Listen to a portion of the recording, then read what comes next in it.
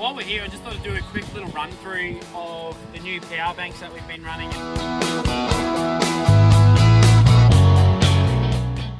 Pretty much we've been using this one for, I'd say nearly probably 6 months, eight months or something like that. This one just lives on our demo trailer, so it goes to people's farms just for demos. But the guys out on the field are always taking it because they love using it. Purely what it is a power bank that you go out and you don't start your generator. So you can see we've got a smaller generator on here that we use pretty much to charge the battery, or if we're not running the battery. So we can either, there's a few ways that we can charge the battery. We can either at night we can charge it, plug it into the workshop at night, or we can flick the generator on through, halfway through the day or something like that. You can also, there's 3 ways you can actually charge it. You can use 10 amp, 15 amp, and a 32 amp plug, so 3-phase, single phase. That will vary depending on how fast you want to charge. If you want to charge really fast in a few hours, use a 32 amp 3-phase. If you want to charge overnight, 15 amp is fine, or even 10 amp if you're at a hotel or something like that. So what we've been finding, some stats on it, we've been getting around about that 60 hectares, 1200 litres sort of range out of one power bank. And I tell you what, that is a very quiet day, very quiet half a day, and the batteries charge so much faster. So one power bank you find good for those small jobs, go out and do a little job, those sort of things. Good for, council jobs, a few mine sites and stuff like that.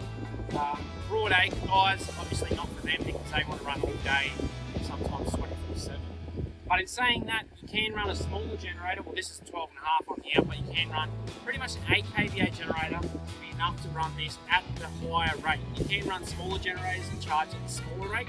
I would find to even it out, like halfway through the day, 1, 2 o'clock, something like that, flick on the generator and it'll be enough to balance it. So it'll still charge your batteries quick enough.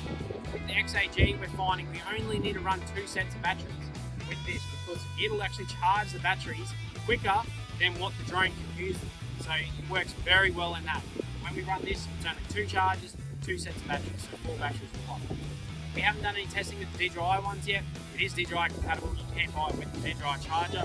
It just charges so much faster purely because it's DC to DC, we're not going that AC to DC. So overall, we've been very impressed with it. I remember one of our guys just pretty much laughed at it and said it's not going to work when he was using it. Now that's all he wants to use. So yeah, in terms of those smaller jobs, it works unreal. It's very, very good not running that generator. I'm sure operators would know, running that generator all day, you get quite sick of that pretty quick. You can also run the inverter off it as well, so there's an inverter that plugs in, and you can run your 240 volt pumps, your accessories and those sort of things, your USB plugs and everything like that. So yeah, 6 month review, very happy with it, to be honest. Not just because we're selling them, to be honest, we're very happy with how they've been running, and yeah, I'd definitely recommend getting one of these, especially if you're a small operator and those sort of things. Doing those smaller jobs, it makes it so much, it makes it enjoyable, not listening to a generator all day. Even the diesel ones, they're quieter, but still they can get sick. And it charges so much quicker. That's probably the hugest advantage I reckon. Very good.